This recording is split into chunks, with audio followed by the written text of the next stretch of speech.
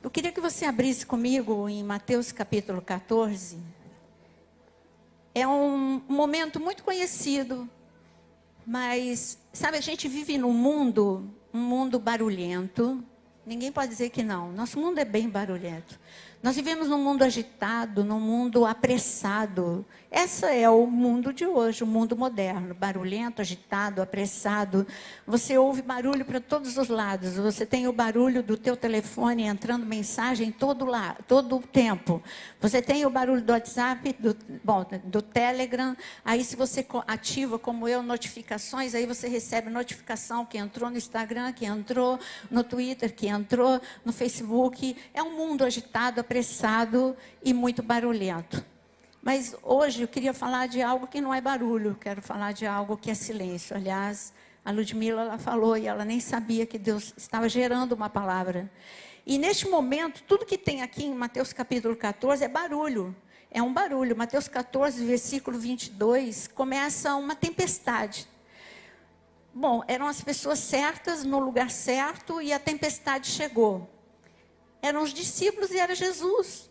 Puxa, como é que chega uma tempestade com Jesus, né? Então, eu quero dizer para você que a crise chega mesmo você estando no lugar certo, com a pessoa certa, que é com Deus. Quem está com Deus aqui? Todos nós. Aí chega a crise. A crise, ela não chega sozinha, ela chega com muito barulho. A tempestade, ela chegou com o barulho do vento. O barulho, olha, o vento, eu não gosto. Eu gosto de chuva, eu gosto de frio, mas eu não gosto de vento. Eu acho o vento muito assustador. Eu sempre tive um pouquinho de, como é que eu vou dizer? Cautela, respeito, medo. Né? Não adianta a gente ficar disfarçando a palavra. Eu não gosto de vento. Mas o vento provoca também um outro barulho, que é o barulho das ondas. As ondas, elas se levantam e ela tem o seu barulho, ela também tem o seu poder de intimidar. E tem o trovão ainda, né? O trovão, ele também assusta. Eu sei que eu não estava aqui, eu estava em São Paulo, mas eu sei que domingo passado teve muito trovão e teve muito raio. Aqui, carioca não está acostumado, mas eu tinha muito medo. Eu acho que esse temor que eu tenho vem de lá, quando eu estudava à tarde. Lá em São Paulo, as tempestades são tempestades. Pelo menos enquanto eu era criança. 3 horas da tarde, eu estudava de tarde, 3 horas da tarde, eu ficava noite. Quando acontecia isso, eu já começava a tremer. Porque eu tinha uma tia, eu não era de uma família convertida. E eu tinha uma tia que eu passava meus dias na casa dela, minha tia Joaninha. E quando tinha esse nível de tempestade, ela enfiava todos nós embaixo da cama e ela morria de medo, né? E ela falava assim, minha Santa Bárbara. Olha como é que eu cresci, né? É claro que eu superei isso, né? Eu superei tudo, né? Até a Santa Bárbara ficou para lá, é lógico. Mas as memórias, né? Ela punha a gente e ela falava, vai acabar o mundo, não sei o quê. Ela imprimia um terror incrível. Mas como eu estava falando, né, era assustador, porque ficava à noite e era muito trovão. Eu não sei porquê, aqui no Rio não tem tanto trovão, não tem tanto raio como eu vivi lá em São Paulo. Então, aqui quando tem, eu sei que vocês ficam mais assustados, mas eu sei que domingo passado teve aqui. Então, o barulho do trovão é intimidador, o barulho do raio, porque sim, o raio ele faz barulho, que é o trovão, e também aquele impacto, né, aquela luz assusta. Enfim, é uma somatória de barulhos que não são agradáveis e os discípulos estavam ouvindo todos esses barulhos. E esses barulhos, eles costumam abafar uma voz. Porque a voz de Deus é como trovão. Você sabia disso? Então, se você não sabia, fala. A voz de Deus é como trovão. Tem uma pessoa que conhece tempestade e que falava muito isso. Davi, ele sempre teve experiência, Moisés também, com a experiência da voz de Deus como trovão. E a voz de Deus é como trovão, só que a gente não presta muita atenção no meio da tempestade. A gente presta atenção nos outros barulhos. E Jesus queria chamar a atenção daqueles discípulos. Espera aí, eu sei que está assustador, eu sei que o problema existe, mas eu estou falando alguma coisa. E eu queria que você lesse comigo no versículo 22. Está escrito aqui que Jesus... E aqui está escrito, mas Jesus imediatamente lhes disse. Ele fala uma frase que tem 3 etapas. No meio da tempestade, o que ele fala? Vamos falar todo mundo junto? Tem de bom ânimo, sou eu, não temais. Vamos repetir? Tem de bom ânimo, sou eu, não temais. Uma frase com 3 etapas. Bom, por que 3 etapas? Porque no meio da tempestade, os discípulos, eles também viveram as suas etapas. Primeiro eles tiveram medo e depois entrou o desespero. O medo diz que você não... Ele tem voz, hein? O medo tem voz. O medo diz que você não vai sobreviver. O desespero diz que já passou da hora do socorro. Tem voz. E eles já tinham passado do medo. O medo diz... O medo gritou para eles, não vai dar para sobreviver nessa. E o desespero gritou mais alto, passou da hora do socorro. Se tivesse que ter socorro, já tinha acontecido. Mas no meio da tempestade, Jesus, ele falou alto. Jesus teve que falar alto, porque era muito barulho junto. Ele falou alto, de repente eles ouviram. Ele disse o quê? Não temais. Põe a mão no teu coração. É tudo que nós precisamos. Não sermos dominados pelo medo. Por isso eu digo agora, na autoridade do nome de Jesus, que o medo seja arrancado, a insegurança seja arrancado de todo o coração. Medo do amanhã, medo do temporal, medo da crise, da pandemia, o medo da segunda-feira, de não ter o dinheiro, o medo do diagnóstico que chegou. Tantos medos, eu poderia nomear muitos medos. Mas que todo medo agora se cale diante da voz do Senhor. Ele disse, não temais, não temais. Mas não adiantava ele dizer não temais se ele não dissesse por que é para a gente não temer. Ele disse o quê? Não temais? Qual foi a segunda? Leia aí comigo. Sou eu. Ah, gente, sou eu. Sou eu parece pouco, mas sou eu é o nome de Deus. Eu sou. Eu sou o que sou.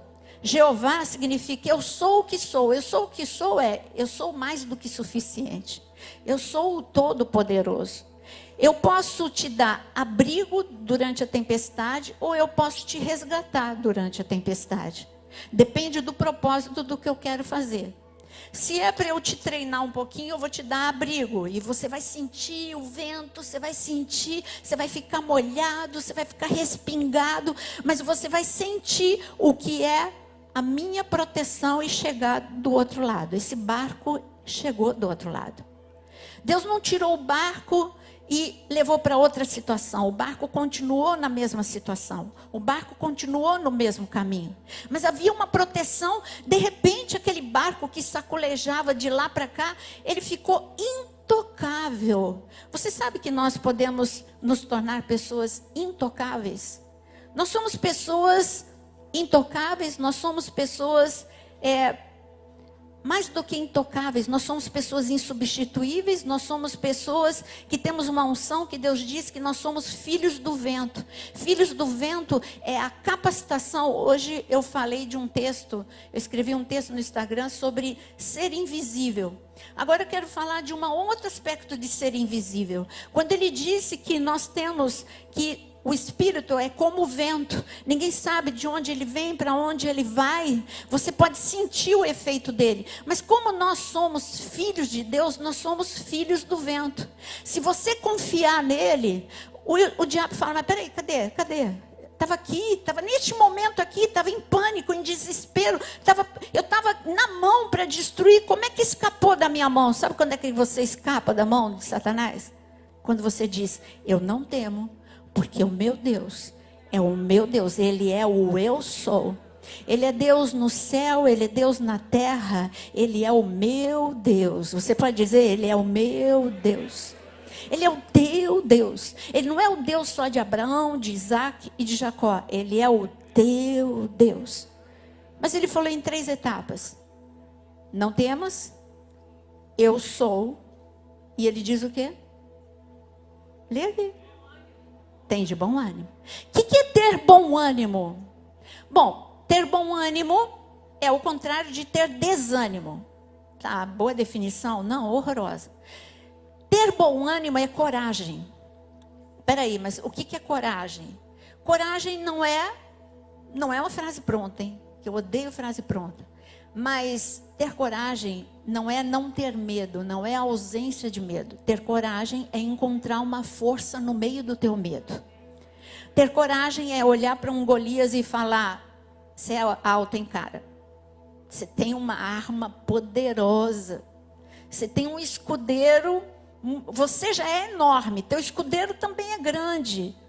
Olha, você tem uma voz que intimida. Sabe de uma coisa? Eu tenho bom ânimo aqui, ó, dentro do medo eu vou encontrar coragem. Coragem é ter ousadia. Coragem é enxergar o que está por detrás de Golias. Coragem é enxergar o que está por detrás da tempestade. Coragem é levantar e falar assim: eu engulo, mas eu fico em pé. Na lona você não vai me deixar não. E esses homens, eles tinham experiência na tempestade. Eles podiam estar se sentindo envergonhados de não estarem dominando. Mas eles falaram: sabe de uma coisa, eu vou ter coragem. Senhor Jesus, não estou conseguindo sozinho, não dou conta do recado. Mas eu tenho coragem para olhar para o Senhor e saber que o Senhor pode aquietar. Então tem de bom ânimo. Não tema, porque Deus é contigo, Deus é conosco, amém? Agora, quando a gente fala de ter coragem, e quando a gente fala de silêncio, eu estava falando de um mundo barulhento. Então, a crise tem barulho, faz barulho. O nosso inimigo faz um estardalhaço. Você não está vendo como você é pequeno, como você é impotente, como eu sou forte. Foi assim que Senaqueribe falou para Isaías e para o rei Ezequias. Mas acontece que você tem que começar a colocar as coisas em ordem.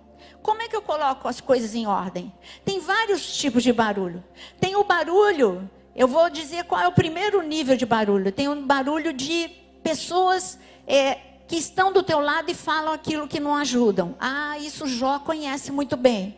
Mas Jó, ele soube fazer silenciar. Isso aqui não está me ajudando. Senhor, eu vou me concentrar no Senhor, no que o Senhor está dizendo. Esse barulho aqui, ó, por detrás da religiosidade tem uma série de coisas que está falando que não condiz. O que eu preciso no momento é saber que eu bem sei que o meu Redentor vive.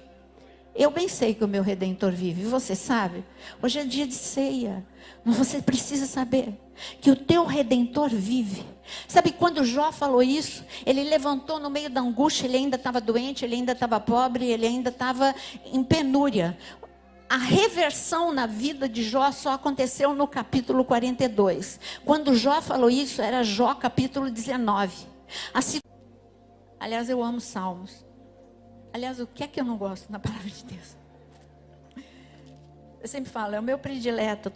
Acabei o curso de Gênesis, eu falei, Gênesis é o meu livro do meu coração. Aí eu começo o Êxodo, falo, é o livro do meu coração. Salmo 46. Deus é o meu refúgio e fortaleza, socorro bem presente nas tribulações. Versículo, é claro que o Salmo todo é maravilhoso, né? Mas eu quero que você leia comigo o versículo 7. O Senhor dos exércitos está conosco. O Deus de Jacó é o nosso refúgio.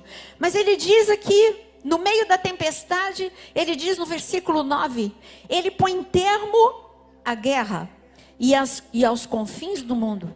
Quebra o arco, despedaça a lança, queima os carros no fogo. E por isso ele diz, aquietai-vos e saber que eu sou Deus. Sou exaltado entre as nações, sou exaltado na terra. Então eu vou ler, aquietai-vos e sabeis que eu sou Deus. Eu sou Deus da unidade em Cristo, eu sou Deus da tua casa, eu sou Deus da tua família. Eu sou o Deus da tua vida e sempre serei exaltado em todos os lugares. Sabe, há momentos...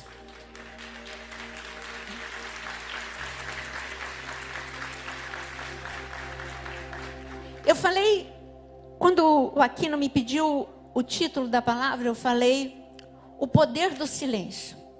O poder do silêncio, depende do que a gente fala, o silêncio tem poder. Mas há momentos que o silêncio é muito duro. Tem momentos que você vive um silêncio ao teu redor. Jesus viveu, ele foi para a cruz do Calvário. Ele precisava, sabe o que ele precisava naquele momento?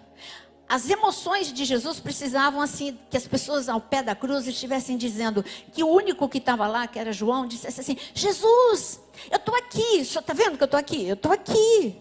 Ele podia ter ficado calado do jeito que ele ficou, mas se ele dissesse, eu te amo, você sabe que eu sou o discípulo que mais te amei. Eu te amo, Jesus. Olha, se eu tiver que ser crucificado junto com o Senhor, eu vou ser, eu te amo, Jesus. Parece que está dando tudo errado com o Senhor, mas eu te amo, Jesus. Silêncio. Jesus, aquela multidão que comeu, que foi curada, podia ter gritado uníssono. Já pensou que lindo? Jesus, te amamos. Silêncio. Eu poderia passar a noite dizendo todo mundo que poderia ter falado alguma coisa para Jesus, mas era propósito do Pai. Jesus sabia. E ali está escrito no Salmo 69, Jesus contando o que ele sentiu. Ele fala assim, procurei por consoladores e não achei. Pelo que o meu braço, meu próprio braço, ele me trouxe a salvação. Ele focou no que ele ia fazer e não na dor. Ele focou em você, ele focou em mim. Ele não olhou, ele não ficou se vitimizando e dizendo, ninguém me socorre, ninguém diz que me ama. Não, ele falou assim, vai valer a pena. Porque olha, no século 21, vai ter Gessé, vai ter Sandra, vai ter Naira, vai ter Paulo, Maria, Joana, vai ter você. Vale a pena. Então eu digo para você, foca no que você tem que fazer e não na dor. A dor ela paralisa, mas o amor a Deus te leva a lugares que você não imaginava. Há momentos que há silêncio na terra, há momentos que há silêncio no céu, e você pergunta assim, Senhor, Senhor, fala comigo, e Ele não fala. Quem já viveu isso? Quantas vezes eu já falei, Senhor, aí eu dormia, né? E antes de dormir eu dizia, na minha angústia, Senhor, já que eu não estou conseguindo ouvir, fala comigo em sonho. E eu dormia com o coração assim na expectativa, porque Deus fala comigo em sonho. Aí eu dormia na expectativa, Deus vai falar comigo em sonho, vai falar comigo em sonho. Não falava, silêncio no céu. Mas o céu não está silencioso. Eu garanto a você que o céu não está silencioso. Ele só quer fazer uma intervenção para te surpreender na hora que você não espera. Ele diz, está vendo como eu estava do teu lado? Eu só quero que você aprenda isso, que eu estou do teu lado incondicionalmente. Então há momento que a gente tem que lidar com isso. Mas tem um homem fantástico em 1 Reis capítulo 19. Ele é como eu e como você. 1 Reis, capítulo 19, Elias. Elias é um profeta. E você sabia que você nasceu para ser um profeta nessa geração? A gente tem um monte de coisa em comum com Elias. Número 1, nós nascemos para sermos profeta na nossa geração. Número 2, Elias, ele ia ser arrebatado. Você crê que nós somos a geração do arrebatamento? Você tem que acreditar, você tem que crer. Eu fiz uma live com um judeu que não é convertido. Olha, até ele sabe que as coisas estão esquisitas e que algo está acontecendo. Ele acha que é o Messias que vai voltar. E ele acha que é do jeito dele. E nós temos a certeza que o nosso Messias, que já veio, ele volta para pegar a sua igreja, para resgatar a sua igreja da pior hora do mundo. Então a gente bateu ali, né? Ele tem certeza que o Messias está voltando, eu também tenho certeza que o Messias está voltando. A gente só está com uma falta de sincronia um pouquinho, mas ele vai ajustar, vai ajustar. Então Elias é um homem que tudo da vida de Elias tem a ver com a nossa vida. Mas você sabe, eu só quero pegar um momento de Elias. O momento de Elias, o momento que ele já fez tudo. Ele já passou pela fome, ele já enfrentou os profetas ali no Monte Carmelo. Ele já restaurou o altar. Ele já fez muita coisa, ele já viveu muita coisa. Em 3 anos e meio, esse profeta viveu muita coisa espetacular da parte de Deus. Mas de repente esse profeta tem uma experiência em que o barulho da voz de Jezabel parece que foi mais forte do que tudo aquilo que ele viveu. E ele foi embora. E quando ele foi embora numa caminhada de 40 dias e 40 noites, ele foi para um lugar chamado Monte Horebe. E quando ele chegou no Monte Horebe, o Monte Horebe é o monte do encontro. É um monte, Horebe significa seco, porque ali no Sinai, tudo é seco. Então este monte, o Monte Horebe significa seco, mas Deus escolheu um lugar de sequidão para ser um ponto de encontro com profetas que acham que a vida acabou para eles. Elias achou que a vida dele tinha acabado. Ele foi ali, mesmo que ele tenha tido uma visão com um anjo que deu água, que deu comida para ele. Ele andou, gente, presta atenção no que eu vou falar, ele andou 40 dias e 40 noites. Silêncio na terra. Não tinha uma alma viva para chegar lá no meio do caminho. Ei, Elias, Deus mandou eu correr aqui e dizer que Ele te ama. Vai, Elias. Não. Elias andou 40 dias e 40 noites andando no deserto. É uma caminhada e tanto. Ele caminhava e nada, o chão não tremeu, o céu não abriu, Deus não falou mais com ele. Aliás, foi só o anjo que apareceu e para dizer que a caminhada era longa, mas Deus não falou assim: Elias, meu servo amado. Silêncio na terra, silêncio no céu. Mas Elias foi. Quando Elias chegou no 40º dia, ali no Monte Horebe, outra pessoa também chegou. Em outro tempo, claro. Moisés. Quando Moisés esteve no Monte Horebe, era o fim de linha de Moisés. Era um profeta para a sua geração, mas era fim de linha. Acabou, passou do tempo. Olha, a conversa que ele teve com Deus ali no Monte Horebe é meio triste. Moisés falou: ninguém me ouve, ninguém me ama, ninguém me quer, ninguém vai acreditar em mim. Era tudo, não dá, não posso, passou do tempo.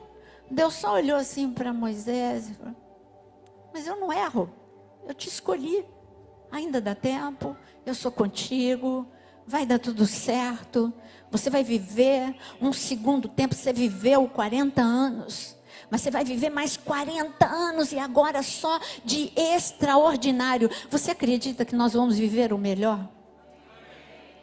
Eu acredito. Você crê que nós vamos viver o avivamento? Até aqui nós caminhamos, mas daqui para frente nós vamos correr.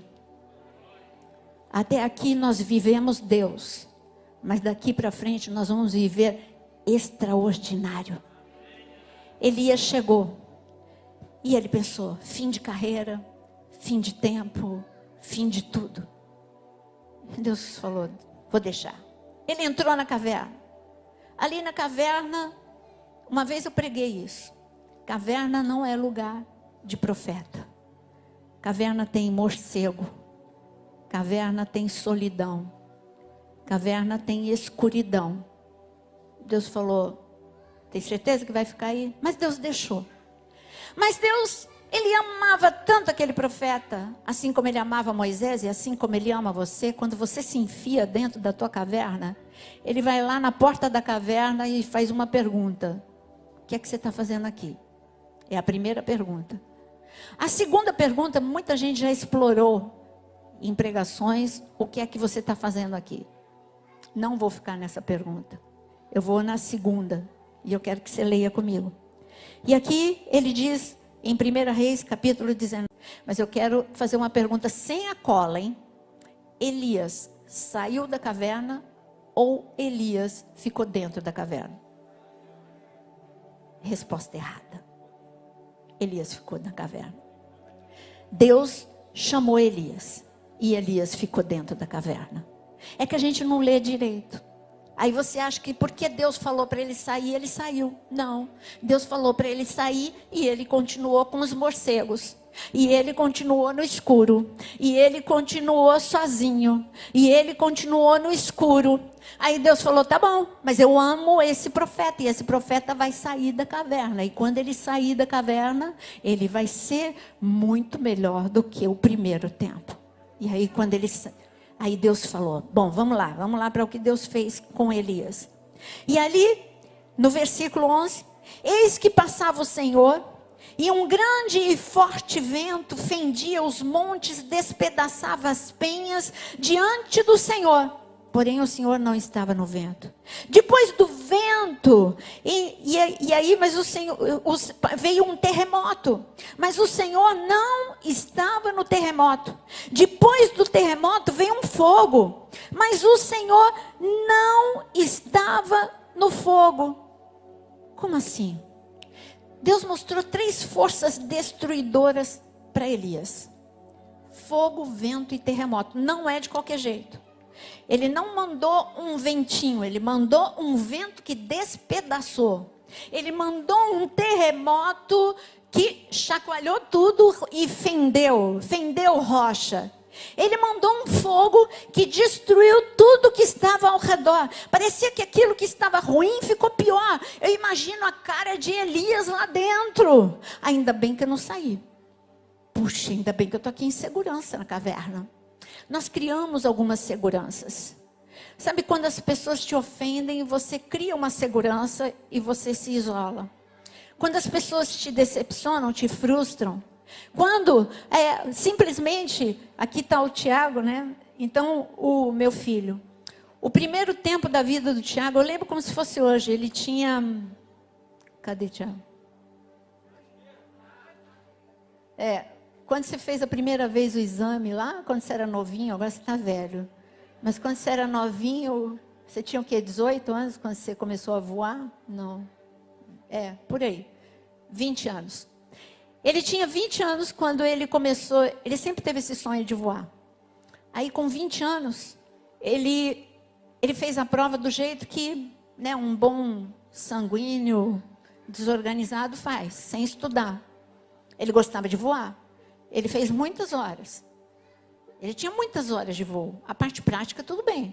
A parte teórica, não vi Tiago pegando no livro um dia. Vai lá, cheio de si, eu sei voar. Vai lá, fez a prova cheio de si e foi reprovado cheio de si.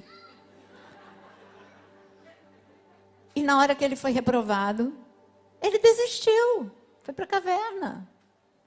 E ele não adiantou a gente incentivada, vai em frente, é teu sonho, vai em frente. Fez uma prova, faz outra. Vai, você, agora estuda, mas vai, faz em frente. Não, e justifica daqui, justifica de lá, vai. E assim até que amadurece, sai da caverna, estuda e passa, né? Hoje tem o seu sonho concluído. Está na segunda etapa do sonho. Mas o que eu quero te dizer, eu não sei aonde que você se colocou na caverna, mas eu sei de uma coisa que Deus chama e a gente não sai. E aí, quando vem esses barulhos aqui, né? Essas forças destruidoras, você fala, ai, meu Senhor, meu Senhor, meu Senhor. Será que Elias viveu essas forças destruidoras? Ele já tinha visto. Ele viveu sim e sobreviveu. Qual foi a primeira força destruidora sobre a vida de Elias? Ele passou fome. Ele mesmo profetizou, ele mesmo declarou. Passou fome como, pastor? Se veio o corvo, se veio a viúva. Calma aí, eu chego lá. Então ele mesmo declarou, não virá água sobre a terra, não choverá, os céus fiquem fechados, porque essa é a vontade de Deus. É fácil você orar, mas agora ele começou a viver a verdade, a consequência daquilo que ele orou. Aí não tinha comida, tanto que ele teve que se retirar. Quando ele foi para o ribeiro de Querite, ele estava com fome. Quando ele foi para o ribeiro de Querite, ele estava com sede. Então ele sobreviveu à fome. Foi sustentado pelo corvo? Sim. Foi hidratado pelo ribeiro de Querite? Sim, mas era um barulho de crise sobre a vida dele. E ele viu que um dia o corvo não vinha. E Deus, cadê o meu iFood? Não chegou. Meu delivery não chegou. Meu corvo não chegou, Deus. E Deus calado. E o corvo, dia 2, dia 1, corvo não chegou. Dia 2, corvo não chega. Dia 3, corvo não chega. A gente lê a Bíblia muito rápido. Quando Deus mandou, levanta, a gente só levanta quando a gente está no limite. Então quando Deus falou, levanta e vai para a casa da viúva, porque eu já dei ordem para ela te sustentar, o estômago de Elias já estava nas costas. Ele não tinha outra opção, a não ser, morrer de fome à beira do ribeiro de Querite, ou me arriscar e ir para a casa da viúva. Eu vou para a casa da viúva, eu creio, Senhor, e ele foi. E ali nós sabemos que ele viveu a segunda etapa do seu milagre. Veio o terremoto e assusta. O terremoto, a crise financeira vem, a crise abala e a gente assusta. E Deus fala, eu não sou a crise, mas eu estou no meio dela com você. Deus estava ali. Eu sou o Deus Todo-Poderoso que não te abandono no meio da crise. Segunda crise que Elias vive foi quando ele chegou. Depois da casa da viúva, ele teve que viver uma crise de enfrentar as trevas. Eu não sei se você já teve experiência, mas eu já tive e continuo tendo. Tem hora que você enfrenta o inferno face a face. Tem hora que você sente até o bafo dele. Eu tive uma experiência dessa que eu já contei, mas eu conto de novo. Eu sei o que é o bafo do inferno. Porque quando Deus quis começar a falar sobre essa realidade espiritual, eu nada conhecia disso, e eu estava dormindo no Vale da Bênção, na casa da minha mãe, e de repente eu sentada na minha cama, eu não tenho visão, Deus fala comigo em sonho, e eu tenho percepção, eu entendo no meu espírito o que está acontecendo, mas naquela hora entrou um cachorro do tamanho de um leão, e ele ficou face a face. Como é bom ter face a face com Deus. E como é terrível ficar face a face com o diabo. Ele ficou face a face comigo. Os olhos dele diziam, ele não precisava proferir palavra. Eu escutei as palavras pelos olhos dele. Ele dizia pelos olhos, você não vai viver, eu vou te matar. E eu queria orar, minha boca travou, eu não conseguia, minha boca não abria, eu não conseguia falar, eu conseguia falar por dentro, a minha boca não abria, eu conseguia clamar por dentro. Na hora que eu consegui gritar, o sangue de Jesus tem poder, era 3 horas da manhã, e a casa toda acordou por causa daquele grito. Então eu sei. Elias teve que enfrentar o inferno. Elias subiu o Monte Carmelo. Foi a outra crise. Mas antes da crise do inferno, ele teve a crise da destruição. O altar estava destruído. E ele precisou enfrentar a crise de lidar com ruínas. Eu vou reconstruir o altar. Eu digo que o altar é o teu coração. Eu não sei como é que está o teu coração, mas você precisa restaurar o teu coração. Nós precisamos restaurar todos os altares. O altar do teu coração, o altar da casa de Deus, o altar da nossa nação. Nós precisamos, nós temos uma unção. A unção de restauradores e reparadores de brecha. É o que está escrito em Isaías 58. Nós temos essa unção. Agora, você fica com a unção que você quiser. Tem gente que tem unção de destruidor. E tem gente que tem unção, como está escrito na Bíblia, de reparador. Se você quiser ser um reparador de Deus aqui na terra, levanta a mão. Elias escolheu ser reparador. Ele não chegou diante do altar e começou a falar, quem foi que destruiu? Olha só. Não, ele falou, eu vou restaurar. 3 crises Elias viveu. Fome, altar destruído e enfrentou as trevas. Deus só mostrou para Elias, Elias, você já viveu tudo isso. Agora, Elias, vamos ter uma conversa face a face? Você acabou de ter um face a face no Monte Carmelo. Elias, você acabou de ter uma experiência fenomenal. Chuva caiu. Elias, você é o cara, porque eu sou contigo. Você ora e o céu fecha, você ora e o céu abre. Agora, que bom, né? Na epístola de Tiago, Deus diz que você é Elias. Assim como Elias tinha uma oração poderosa, você é comparado em Tiago capítulo 5 com Elias. Que nós temos oração poderosa como Elias, para abrir e para fechar os céus. E eu declaro que nessa ceia é dia de milagre. Abra-se os céus sobre a unidade de Cristo.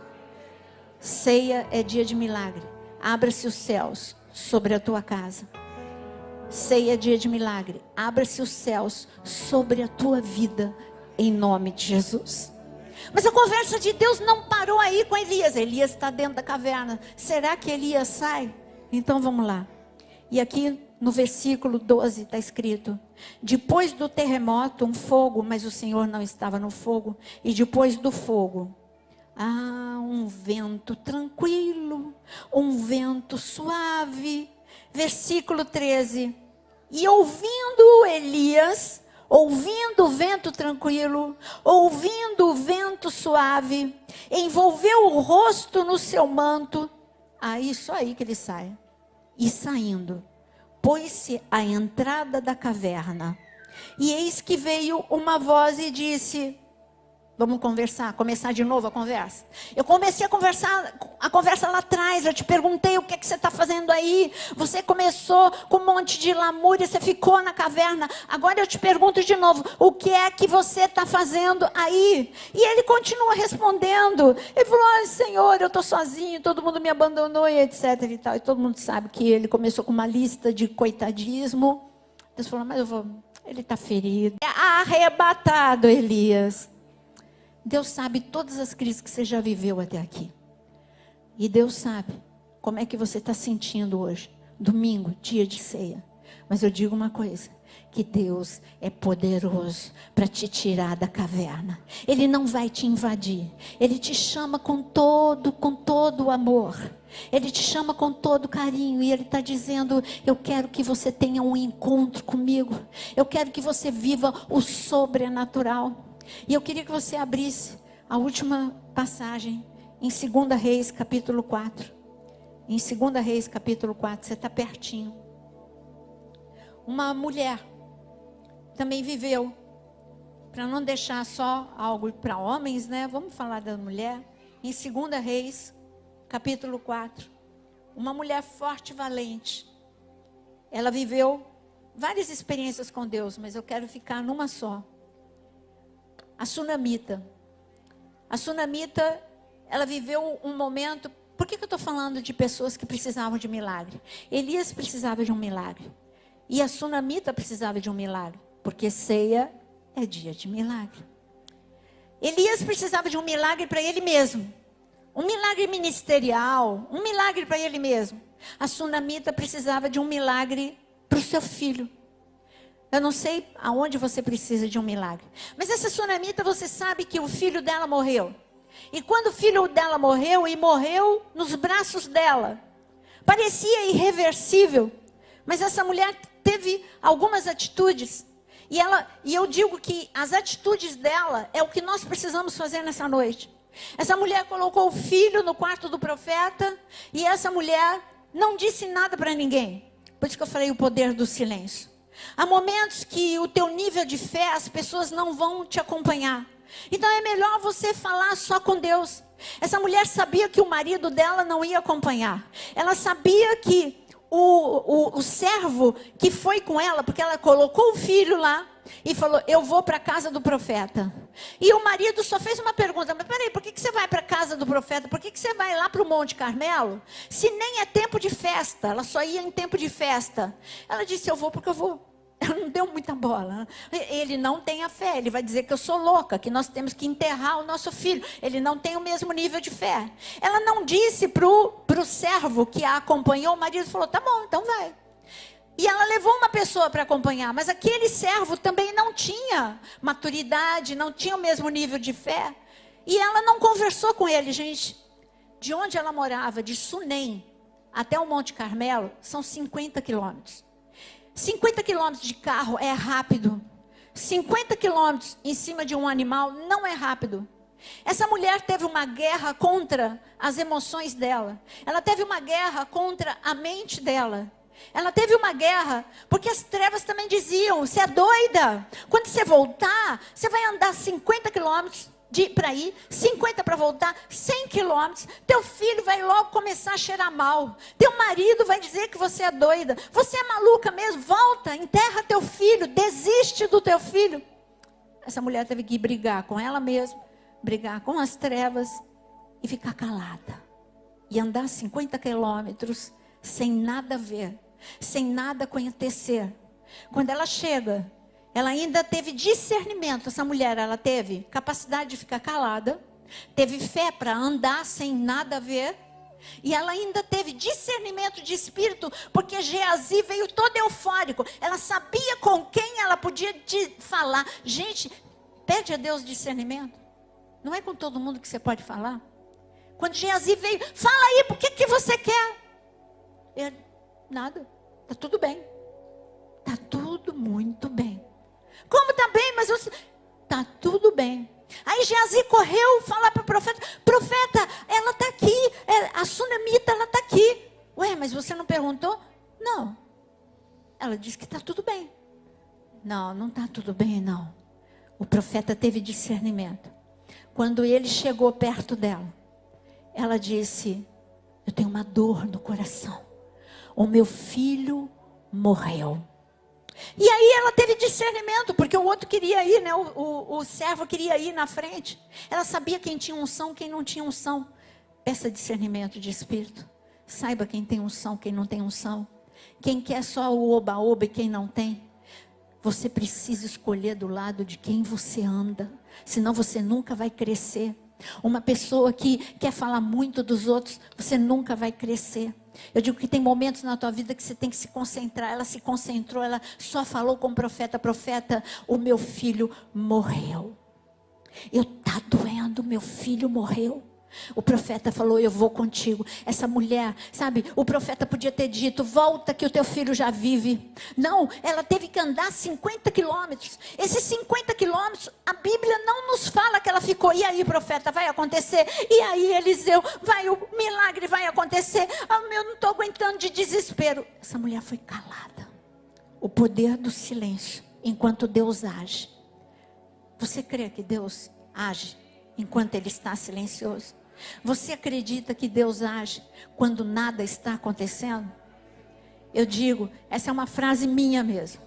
Quando parece que nada está acontecendo, tudo está acontecendo. Deus estava dizendo lá no céu, Deus estava dizendo para os anjos: vocês vão ver, é tempo, ceia.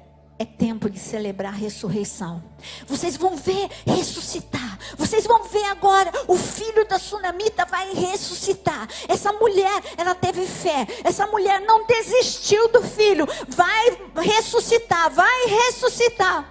O céu estava barulhento, mas parecia silencioso. Os anjos estavam ansiosos, mas parecia que estava silencioso.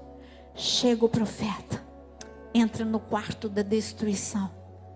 E entra com o profeta um vento suave, como foi sobre Elias. E o vento suave de Deus é um vento para curar, para restaurar, para colocar em ordem. É um vento que traz unção, que traz graça, que traz poder, que traz autoridade. É o vento que traz uma respiração boca a boca para aquele que já morreu. Por isso eu quero dizer, não importa o que morreu na tua vida, hoje é dia de ressuscitar. Esperança morreu? Ressuscita. A fé morreu? Ressuscita. A tua vida de oração morreu? Ressuscita. A tua vida com a palavra de Deus morreu? Ressuscita. A tua família? Ressuscita. Se você precisa de ressurreição, fique em pé agora.